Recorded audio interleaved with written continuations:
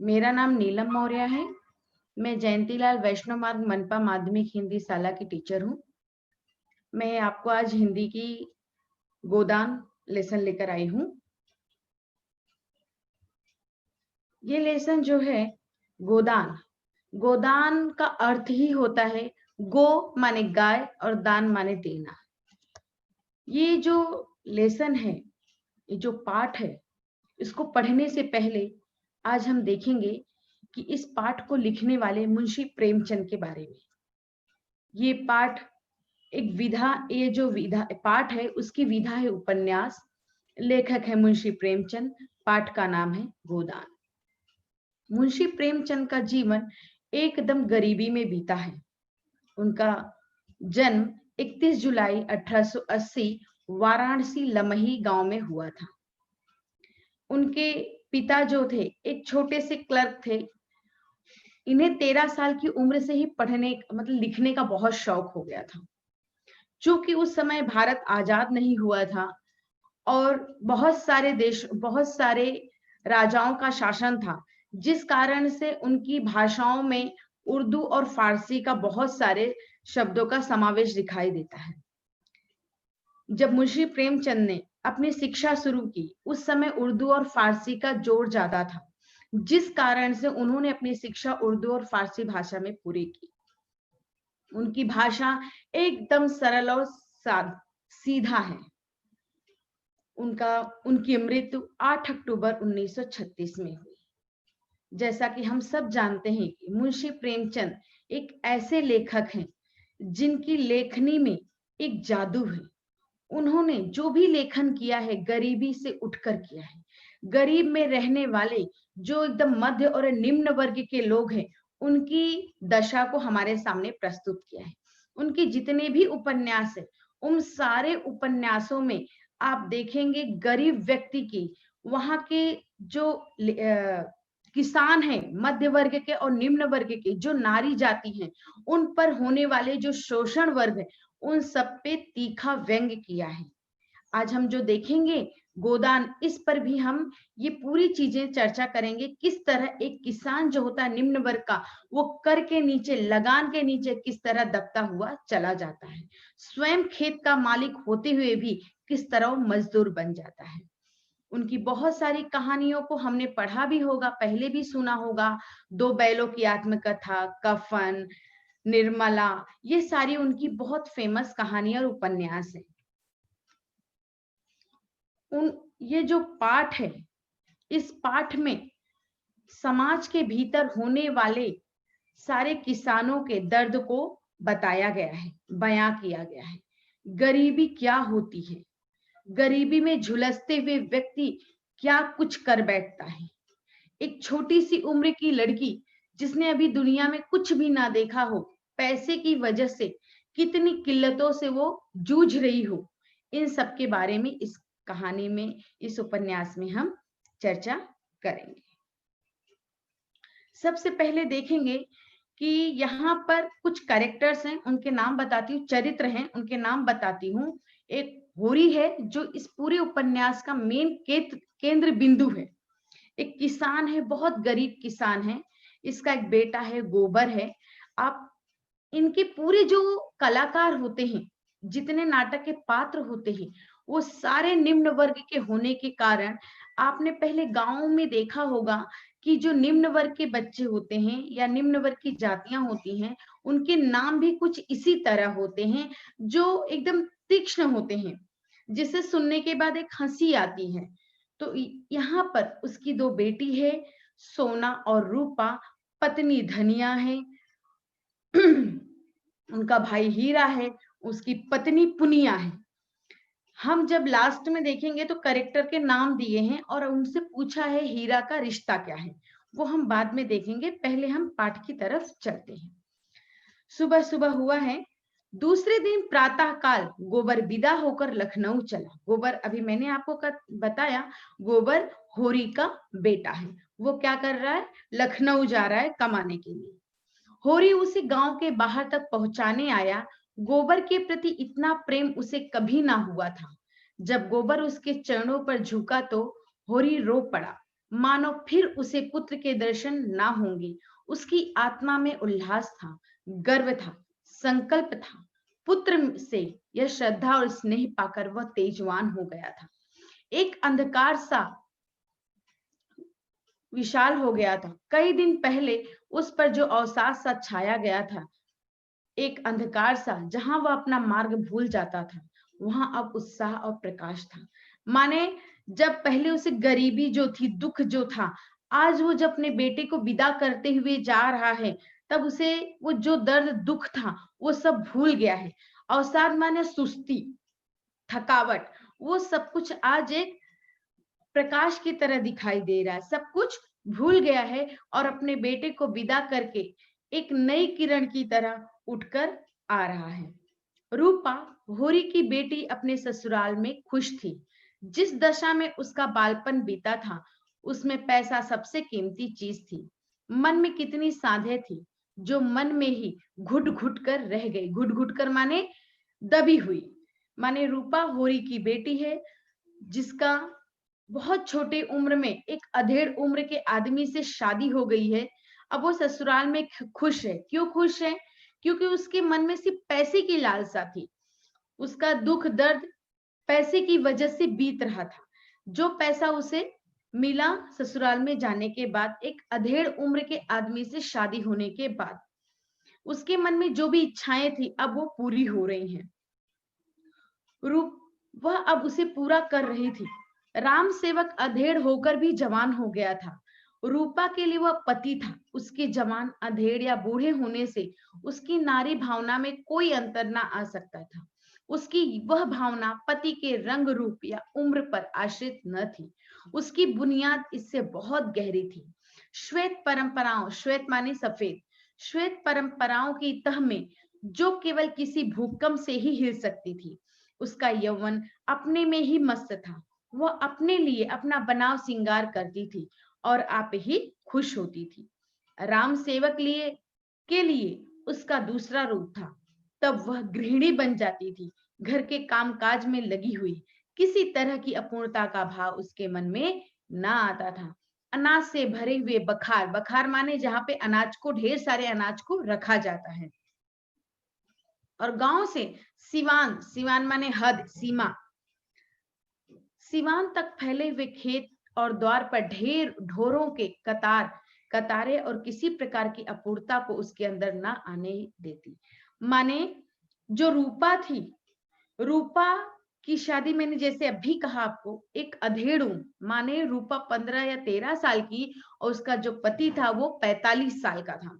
इतनी सारे गैप के बावजूद रूपा के मन में कोई भाव नहीं था कि मैं एक छोटी उम्र की लड़की हूं और मेरी शादी अधेड़ उम्र से हो गई है। ऐसा कोई भी उसके मन में मलाल नहीं था। उसे तो पैसे से मतलब था। जो सारी सुख सुविधा उसे चाहिए थी, वो कभी उसके परिवार से ना मिल पाई, जिस कारण से वो बहुत खुश थी। अपना जो बनाव करती थी, श्रृंगार करती थी, वो सिर्फ अपने लिए करती थी, क्योंकि उसके पति को उसके रूप रंग से कोई मतलब नहीं था। वो तो खुश था कि एक छोटी उम्र की लड़की से उसकी शादी हो गई थी। जब भी राम सेवक घर आता, तो वो तुरंत एक घर में काम करने वाली महिला कैसी होती है, उस तरह बन जाती थी। लेकिन जब राम सेवक नहीं रहता, तो अपने शौक श्रृंगार को वो पूर्ण करती थी। उसकी सबसे बड़ी अभिलाषा थी अपने घर वालों की खुशी देखना, उनकी गरीबी कैसे दूर कर दे। उस गांव की याद, उस गाय की याद अभी तक उसके दिल में हरी थी, जो मेहमान की तरह आई थी और सबको रोता छोड़कर चली गई थी। वह स्मृति इतने दिनों के बाद अब और भी मृदु हो गई। अभी उसका निजित्व इन नए घर में न जम पाया था। वही पुराना घर उसका अपना घर था। वहीं के लोग अपने आत्मीय थे। उन्हीं का दुख, उनका दुख और उन्हीं का सुख था। इस द्वार पर ढोरों का एक रेवड़ देखकर उसे वह हर्ष ना हो सकता था, जो अपने द्वार पर एक गाय देखकर होता था। माने यहाँ पर क्या बताया, रूपा के बारे में बताया गया। रूपा को सब सुख था, पैसे कौड़ी सब थे, पर उसे वो चीज नहीं मिल पा रही थी जो उसे छोटे से घर में मिल रहा था। उसके घर में सब कुछ था, धन दौलत, सारे भरे हुए थे, पर उसे वो सुख नहीं दिख रहा था जो उसके दद्दा के घर पे, उसके पिताजी के घर पे गाय उसके दरवाजे पे थी। गाय जब लाया, जब उसके दादा ने दरवाजे पे, तो बहुत खुश थी, लेकिन सारे घर को बांध कर रखे थे। जिस दिन उसकी मृत्यु हो गई, उस दिन आज भी वो दिन उसे याद आ रहा है। दादा की यह लालसा कभी पूरी ना हुई। जिस दिन वह गाय आई थी, उन्हें इतनी समाई ही ना हुई कि कोई दूसरी गाय लाते। समाई माने इतनी खुशी थी कि वो दूसरी गाय के बारे में कभी सोचा ही नहीं उन्होंने। पर वह जानती थी, वह लालसा होरी के मन में उतनी ही सजग। अब कि यह जाएगी तो साथ वह धौरी गाय जरूर लेती जाएगी। धौरी गाय का नाम है, जो गाय की जातियां होती हैं उसमें धौरी गाय है। धौरी गाय दूध बहुत देती है। नहीं, और दूसरे दिन एक अहिर के मार्फत रूपा ने गाय भेज दी। अहिर से कहा, दादा से कह देना मंगल के दूध पीने के लिए भेजी है। होरी भी गाय लेने की फिक्र में था। यूं अभी उसे गाय की कोई जल्दी न थी, मगर मंगल यही है, बिना दूध के कैसे रह सकता था। रुपए मिलते ही वह सबसे पहले गाय लेगा। मंगल अब केवल उसका पोता नहीं था, केवल गोबर का बेटा नहीं था, मालती देवी का खिलौना भी है।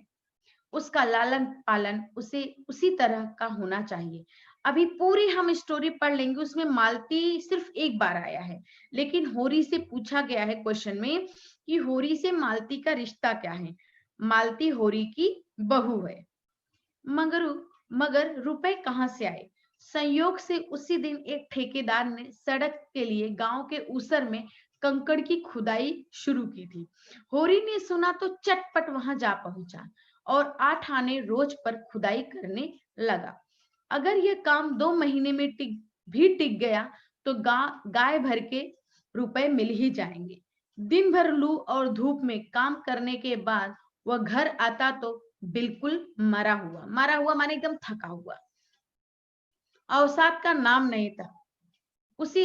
पर दूसरे दिन वह सुस्ती नहीं करता, उत्साह के नए उत्साह की तरह दूसरे दिन वापस उठ जाता और काम पे चला जाता। रात को भी खाना खाकर डिब्बी के सामने बैठ जाता है। डिब्बी माने दिया।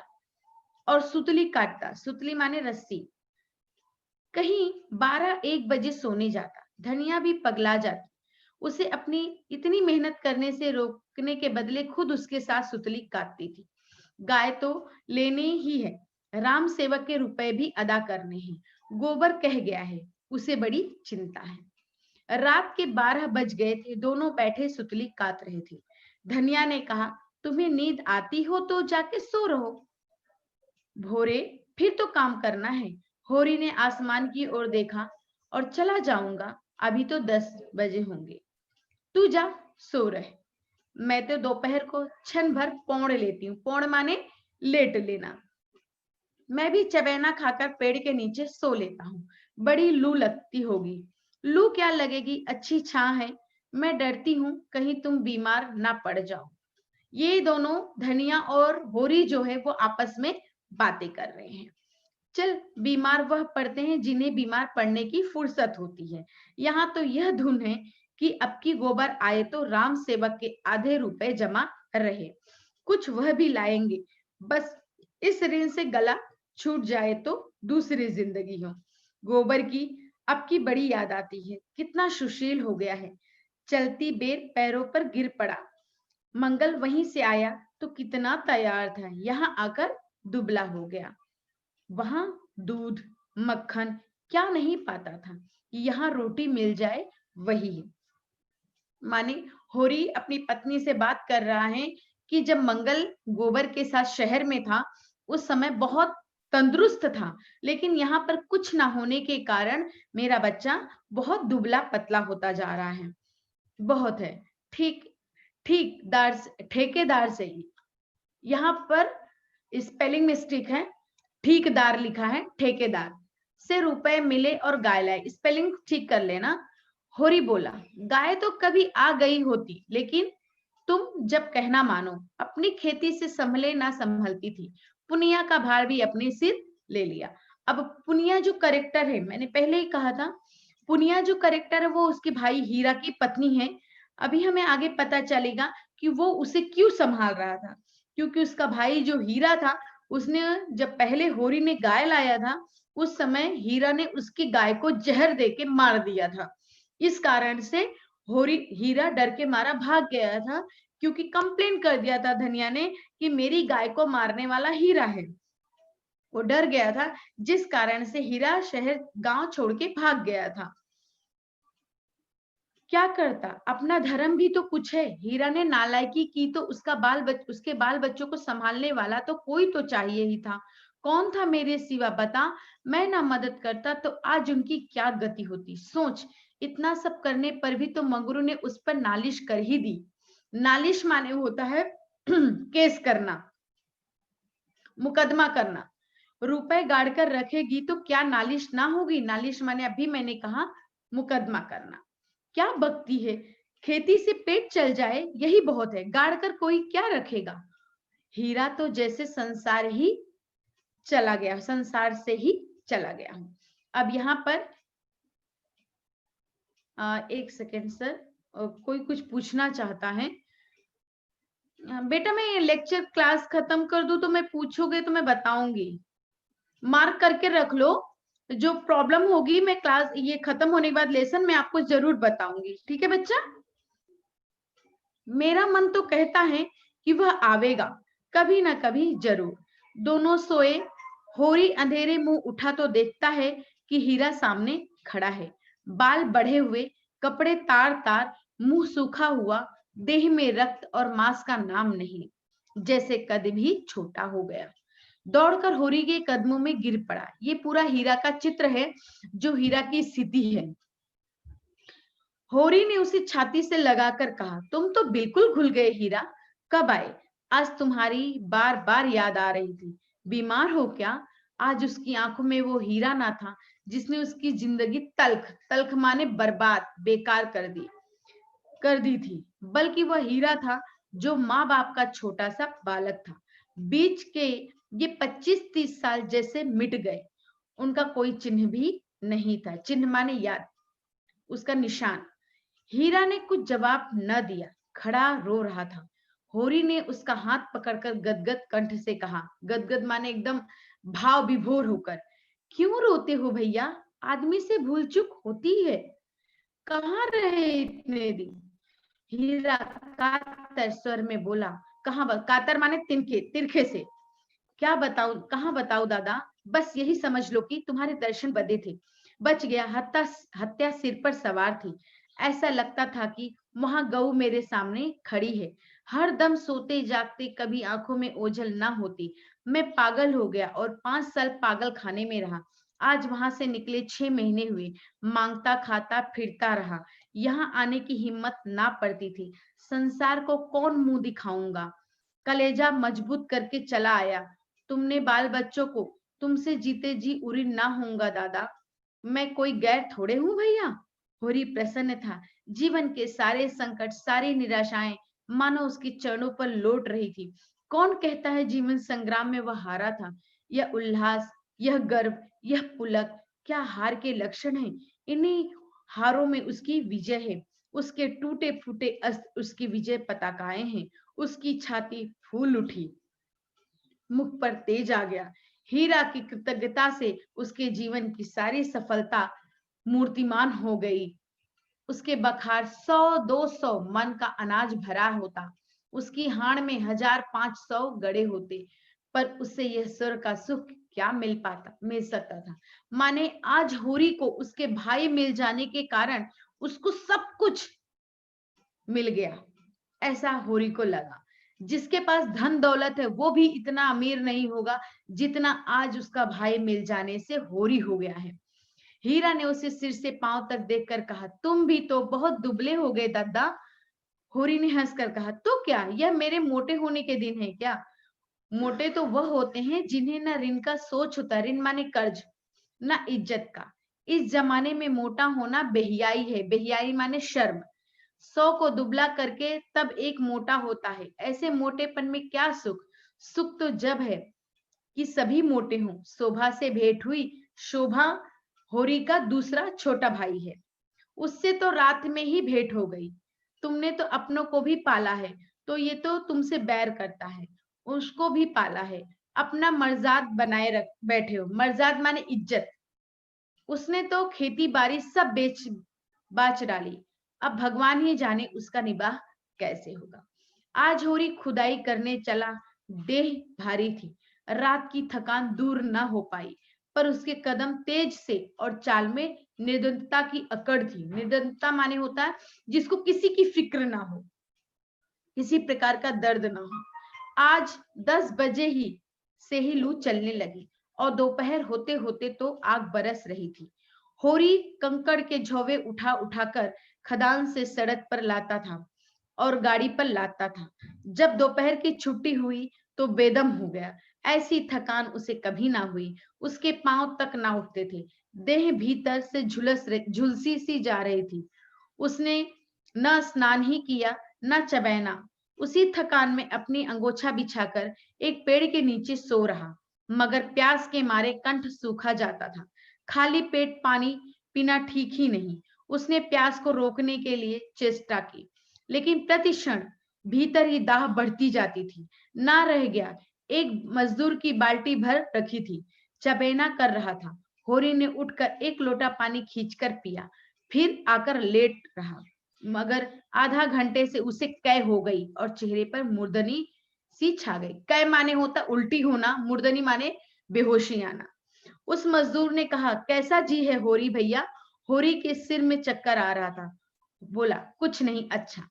यह कहते कहते उसे फिर कै हुई। हाथ पांव ठंडे होने लगे, जैसे यह सिर में चक्कर क्यों आ रहा है? आंखों के सामने कैसे अंधेरा छा जाता है। उसकी आंखें बंद हो गई। जीवन की सारी स्मृतियां सजीव हो गई, हृदय पट पर आने लगी, लेकिन बेक्रम, आगे पीछे, पीछे की आगे, स्वप्न चित्रों की भांति बेमेल, विकृत और असंबद्ध। वह सुखद बालपन आया जब वह गुल्लियां खेलता था, माँ की गोद में सोता था। फिर देखा जैसे गोबर आया और उसके पैरों पे गिर पड़ा। फिर इस दृश्य में बदला। धनिया दुल्हनिया बनी हुई है, लाल चुंदरी पहने उसके भोजन करा रही है। फिर एक गाय का चित्र सामने आया, बिल्कुल कामधेनु सी। वह उसका दूध मंगल को पिला रहा है। गाय एक देवी बन गई। और उसी मजदूर ने उसे फिर पुकारा, दोहरी दोपहरी ढल गई है होरी, चलो झवा उठाओ। होरी कुछ ना बोला। उसके प्राण तो न जाने किस किस लोक में उड़ रहे थे। उसकी देह जल रही थी, हाथ पांव ठंडे हो रहे थे, लू लग गई थी। उसके घर आदमी दौड़ाया गया। 1 घंटा में धनिया दौड़ी हुई आई, पहुंची। शोभा और हीरा पीछे पीछे खटोली की डोली बनाकर ला रहे थे। खटोला माने छोटी खाट। धनिया ने होरी की देह छुई, उसका कलेजा सन्न हो गया। माने जैसे उसने होरी को हाथ लगाया वैसे ही वो एकदम स्तब्ध हो गई, खड़ी हो गई आश्चर्य से। मुख कांतिहीन हो गया, माने एकदम पीला पड़ गया। किसका? धनिया का। कांपती हुई आवाज से बोली, कैसा है जी तुम्हारा? होरी ने अस्थिर आंखों से देखा और बोला, अस्थिर माने स्टेबल ना होना, यहां वहां दौड़ाना। तुम आ गए गोबर, मैंने मंगल के लिए गाय ले ली है। वह खड़ी है, देखो। उमड़ते हुए आंसुओं को रोक कर बोली, मेरी ओर देखो, मैं हूं, क्या मुझे नहीं पहचानते? होरी की चेतना लौटी, मृत्यु समीप आ गई थी। आग दहकने वाली थी, धुआं शांत हो गया था। धनिया को दीन आंखों से देखा, कोनों से आंखों की 2 बूंदें ढुलक पड़ी। क्षीण स्वर में बोला, मेरा कहा सुना माफ करना धनिया, अब जाता हूं। गाय की लालसा मन में ही रह गई है। अब तो यहाँ के रुपए क्रियाक्रम में जाएंगे। रो मत धनिया, अब कब तक जिलाएगी? सब दुर्दशा तो हो गई है, अब मरने दे। और उसकी आंखें फिर बंद हो गई। उसी वक्त हीरा और शोभा डोली लेकर पहुंच गए। होरी को उठाकर डोली में लिटाया और गांव की ओर चले। गांव में यह खबर हवा की तरह फैल गई, सारा गांव जमा हो गया। होरी खाट पर पड़ा, शायद सब कुछ समझता था, पर जबान बंद हो गई थी। हाँ, उसकी आंखों में बहते आंसू बतला रहे थे कि मोह का बंधन तोड़ना कितना कठिन हो रहा है। जो कुछ अपने से नहीं बन पड़ा, उसी के दुख का नाम मोह है। पाले हुए कर्तव्य और निपटाए हुए कामों का क्या मोह तो उन अनाथों को छोड़ जाने में है, जिसके हाथ हम अपना कर्तव्य न निभा सके। उन अधूरे मंसूबों में है, मंसूबा माने इच्छा, जिन्हें हम पूरा न कर सके। मगर सब कुछ समझकर भी धनिया आशा की मिटती हुई छाया को पकड़े हुए है। आंखों में आंसू गिर रहे हैं, मगर यंत्र की भांति दौड़ दौड़ कर कभी आम भून कर पना बनाती, कभी होरी की देह में गेहूं की भूसी मालिश करती। क्या करे, पैसे नहीं है, नहीं किसी को भेज के डॉक्टर बुला लेती। हीरा ने रोते हुए कहा, भाभी दिल कड़ा करो, गोदान करा दो। दादा चले। धनिया ने उसकी ओर तिरस्कार की आंखों से देखा। अब वह दिल को और कितना कठोर करे। अपने पति के प्रति उसका जो कर्म है, क्या वह उसको बताना पड़ेगा? जो जीवन का संगी था, उसका नाम कोरोना, क्या उसका धर्म है? और कई आवाजें आई, हाँ, गोदान करा दो, अब यही समय है। धनिया यंत्र की भांति उठी। आज तो सुतली बेच रही थी। उसके 20 आने पैसे आए थे और पति के हाथ ठंडे हाथ में रखकर सामने खड़े माता दीन से बोली, महाराज, घर में न गाय है, न बच्चिया है, न पैसा है, यही पैसे है, यही इनका गोदान है। और पछाड़ खाकर गिर पड़ी। अभी हमने जो देखा कि जब हीरा से बात किया होरी ने, उसके बाद दूसरे दिन उठकर वह बड़ी तेज से वापस काम पर चला गया। जब वो काम कर रहा था, तब उसे लू लग गई। लू माने गर्मी के मौसम में जो दोपहरी में हवा चलती है, वो हवा लू का काम करती है। वो गर्म हवाएं जब शरीर में लग जाती हैं, तो उस समय उल्टियां और दस्त शुरू हो जाती है। वो हमारे शरीर का पानी पूरी तरह खत्म कर देती है। अगर उसी समय हम तुरंत डॉक्टर के पास नहीं गए, तो हमारी मौत हो जाती है। तो वो लू लग गई किसे? होरी को। होरी का पूरा शरीर एकदम निर्जीव हो गया। वो थक के मारा जहां पे लेटा था वहीं लेटा रह गया। अब उसके शरीर में से जान निकल रही थी। सभी लोगों को पता चला तो तुरंत उन्होंने उसकी पत्नी को बुलाया। पत्नी के पीछे पीछे उसके दोनों भाई भी दौड़े हुए आए। जब पत्नी आई तो होरी उसे पहचान नहीं पा रहा था, क्योंकि वो मूर्छा की अवस्था में था। माने अब वो उसका अंतिम समय था। उसकी स्मृतियां, उसकी यादें एक एक करके उसके सामने आ रही थी। बस उसके मन में एक ही लालसा थी, उस गाय को लेकर। जो गाय वो मंगल के लिए लाने वाला था, आज वो मंगल के लिए गाय ना ला पाया, जिस कारण से उसके मन में ये लालसा अंतिम समय तक उसके साथ में थी। चूंकि हीरा ने उसकी गाय को मारा था, इस कारण से धनिया को हीरा से नफरत थी। जब हीरा ने धनिया से कहा कि अब भैया नहीं रहे, दद्दा चले गए, तो उस समय धनिया को उसके कर्तव्य याद दिलाने के लिए जो हीरा ने कहा, वो धनिया को बहुत बुरा लगा, क्योंकि एक पत्नी को पता है कि उसके पति के लिए क्या है, जरूरी है। इसलिए वो तुरंत उसे कहती है, मुझे बताने की आवश्यकता नहीं है, मैं सब कुछ जानती हूँ। और वो अपने कर्म से पीछे नहीं हटी। क्योंकि घर में कोई भी पैसा नहीं है, कुछ भी नहीं है, गाय क्या बछिया भी नहीं है, धनिया के पास खाने के लाले पड़े हैं, वो गाय कहाँ से लाई? इस समय पूरी कहानी में एक मध्य वर्ग के दर्द को बयां किया गया है कि मध्य वर्ग किस तरह कर्ज के नीचे दब दब कर एक निम्न वर्ग की कैटेगरी में आ जाता है। जहां होरी कई खेतों का मालिक था, आज वो कंकड़ पत्थर उठाते हुए अपनी जान दे दिया। इतनी कि उसे लू लग गई। लू लगने के कारण वो पूरी तरह अपने आप को खो दिया। इस पूरी कहानी में एक भाई के प्रति प्रेम भी दिखाया गया है कि जो पहले गांव में थे, बड़े भाई जो होते थे, छोटा भाई कितना भी बदमाश हो, फिर भी बड़ा भाई मरते दम तक अपने भाई का हमेशा कर्तव्य निभाता था। यहाँ पूरी कहानी में भी ये पता चलता है कि होरी जो है अपने भाइयों से बहुत प्रेम करता था। हीरा ने उसकी गाय को भी मारा था, फिर भी होरी ने इस बात का मलाल अपने मन में नहीं रखा।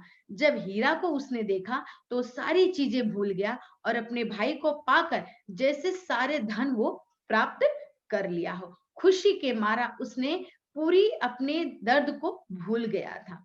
शोभा जो उसका छोटा भाई था, जिसके पास कुछ भी नहीं था, उसके घर का भी वो पूरा खर्चा खुद ही उठाता था।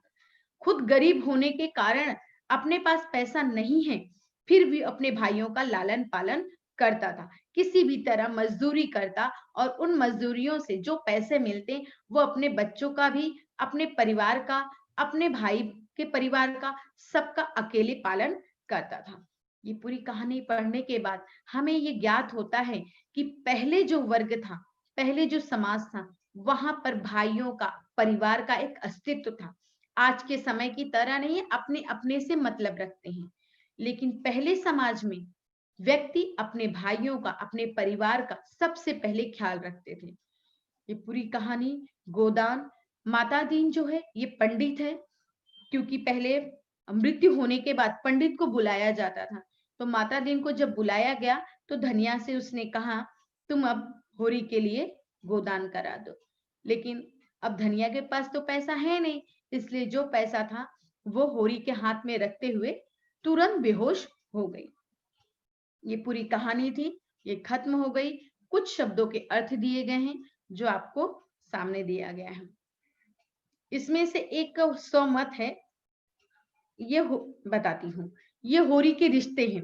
हीरा भाई है, मंगल नाती है, राम सेवक दामाद है, मालती बहू है, रूपा बेटी है, गोबर बेटा है, धनिया पत्नी है। इसमें एक सौ मत है। देह दान की संकल्पना स्पष्ट करते हुए इसका महत्व बताइए। देह दान माने होता है शरीर का दान। हम तो मर जाते हैं, जो व्यक्ति मर जाता है उसका शरीर यहीं रह जाता, आत्मा निकल जाती है, शरीर का कोई मतलब नहीं, शरीर को जला दिया जाता। इससे अच्छा है कि शरीर को हम किसी हॉस्पिटल में दान कर दें, ताकि जो बच्चे हैं जिनको मेडिकल में प्रैक्टिस के लिए आवश्यकता पड़ती है, उन्हें उस शरीर से प्रैक्टिस करने की अनुमति मिल सकती है, और प्लस वो बहुत अच्छा ट्रीटमेंट कर सकते हैं जीवित व्यक्ति का। उन्हें देह न मिलने के कारण वो उनका प्रैक्टिस नहीं हो पाता है, जिसके कारण एक शरीर में 10-15 बच्चे प्रैक्टिस करते हैं, जिसकी वजह से उनकी पूरी एजुकेशन अच्छी तरह प्रैक्टिकल में नहीं हो पाती है। दूसरी बात, हमारे शरीर के कुछ पार्ट्स 6 घंटे तक जीवित रहते हैं, जैसे आंखें, लीवर, हृदय, ये सब कुछ हमारे पार्ट्स है शरीर के जो कुछ समय तक काम करते हैं। इसलिए मृत्यु के तुरंत बाद ही हॉस्पिटल को नोट करना चाहिए, इन्फॉर्म करना चाहिए, ताकि वो तुरंत आके हमारी बॉडी को ले जाए और हमारी आंख को, हमारे लीवर को, हमारे हृदय को निकाल कर दूसरे जो जरूरतमंद हैं, गरीब हैं, जिन्हें इनकी आवश्यकता है, उन्हें देकर हमें आजीवन जीवित रख सकते हैं। हम मर जाते हैं पर हमारे शरीर के अंग दूसरों के काम आते हैं, जिसके कारण हम आजीवन जीवित रहते हैं। इसलिए हमें शरीर को अपना दान करना चाहिए हॉस्पिटल में। थैंक यू बेटा। किसी को कोई प्रश्न पूछना है तो एक एक करके पूछ सकते हो।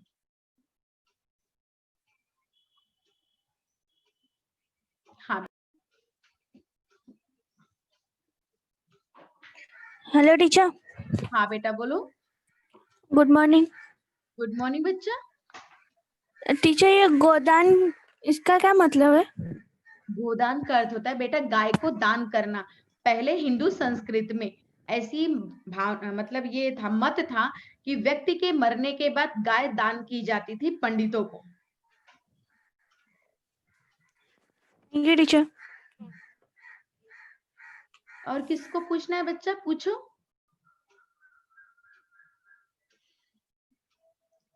इस पूरे पार्ट में बेटा आपको, हाँ बोलो बोलो बेटा, अभिषेक बोलो। मैम गोदान मतलब गौदान बोलते हैं ना उसको, तो हाँ।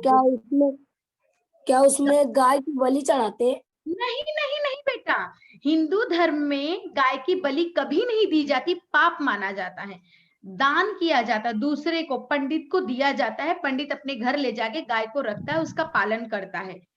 चूंकि हीरा ने गाय की हत्या की थी, जिस कारण से वो पागल हो गया था। हिंदू धर्म में गाय को माता की दर्जा दिया गया, देवी का दर्जा दिया गया है। इसलिए गाय को कभी भी हत्या करने पर उसको बहुत बड़ी सजा ईश्वर की तरफ से मिलती है। मैम वो हीरा गाय ने गाय की बलि चढ़ाई इसलिए उसको पाप मिला। बलि नहीं चढ़ाई थी बेटा, बलि नहीं चढ़ाई थी। हीरा ने उसे जहर दिया था, क्योंकि होरी ने, उसके भाई ने गाय लाया था ना, तो उसको जलन थी, किसके दरवाजे पे गाय क्यों खड़ी है, इसलिए उसने रात के समय जाके उसे जहर खिला दिया था घास में, इसलिए उसको पाप लगा, उसने मार डाला। हाँ बेटा, इसलिए उसको पाप लगा और वो पागल हो गया। ठीक है मैम। Thank you ma'am. और पूछो बेटा, किसी को पूछना है?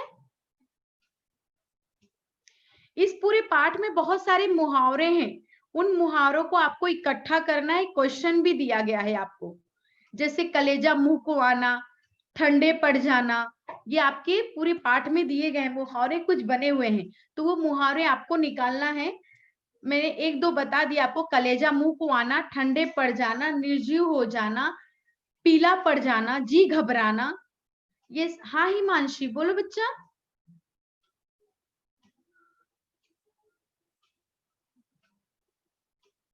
हिमांशी बोल बच्चा।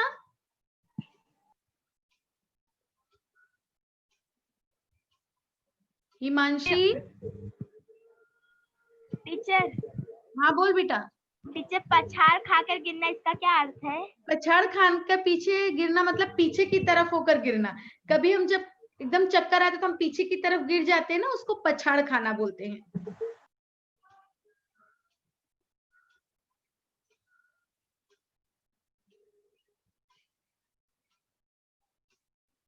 और किसी को बच्चा, किसी और को पूछना बच्चा?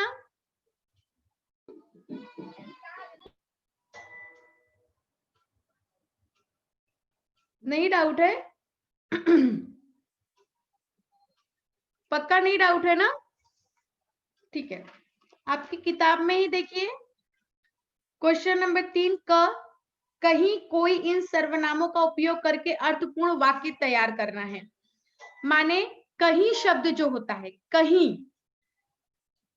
कहीं कोई, ये शब्द का यूज करके आपको क्या करना, वाक्य तैयार करना है। जैसे कहीं कोई होगा, कोई आ रहा है क्या, कहां, कहीं पर आप थे क्या, ऐसे वाक्य आपको तैयार करने हैं, लिखने हैं। ये आपके लिए वाक्य प्रयोग है, ऐसा वाक्य जहां पर इन शब्द की यूज किया गया हो। हाँ बोलो बेटा ऋषिकेश।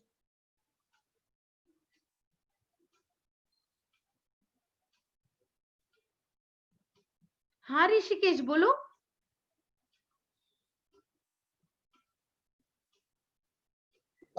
टीचर हाँ बच्चा। टीचर आपने भी बोला अर्थपूर्ण वाक्य बनाने, टीचर एक बनाना है कि कई? नहीं बेटा जरूरी नहीं है, सिर्फ 5-5 बनाना है। Okay teacher, thank you.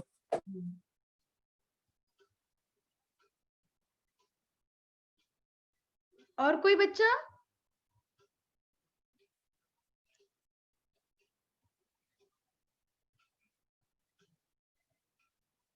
और कोई पूछना चाहता है बच्चा? हाँ अभिषेक बोलो।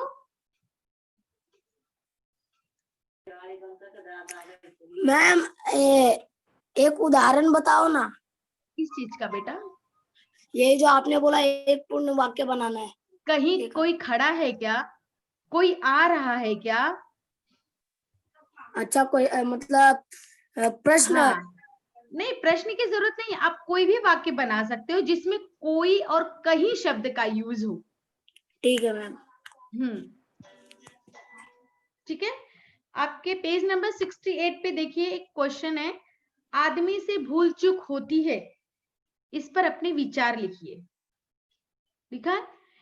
इसका अर्थ होता है कि व्यक्ति से गलतियां होती हैं, पर उन गलतियों को अगर वो समझ ले कि मैंने गलती की है और उस पर सुधार करे, तो आदमी वापस इंसान बन सकता है। माने जो गलतियां करता है उस गलतियों को वापस सुधार ले, क्योंकि आदमी का काम ही गलती करना है। हाँ बेटा बोलो सुमित।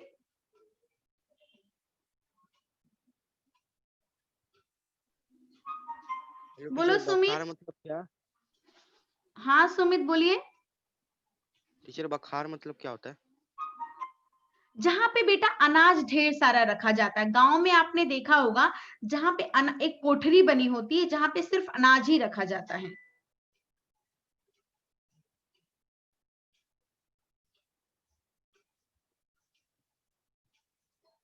हाँ, कोई और है बच्चा?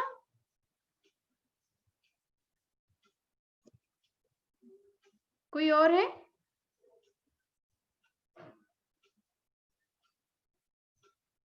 किसी को कुछ पूछना है?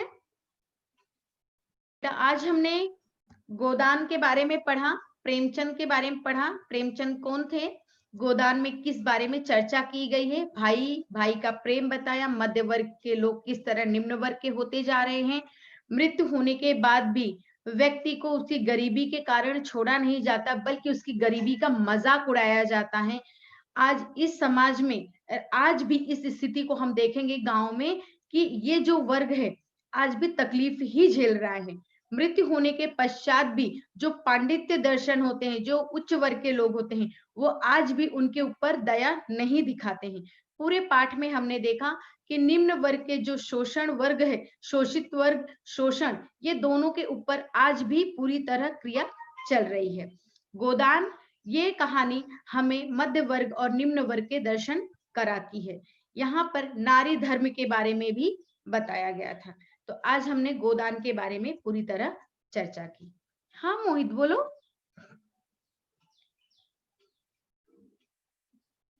मोहित बोलिए बेटा। शालू बोलो। टीचर गोदान मूवी भी है ना? हाँ, अगर आपको ज्यादा इसके बारे में जानकारी चाहिए तो आप सब लोग YouTube पे जाके गोदान मूवी देख लीजिए, आपको पूरी तरह पाठ और अच्छे से समझ में आ जाएगा। ठीक है, और किसी को कुछ पूछना है बच्चा?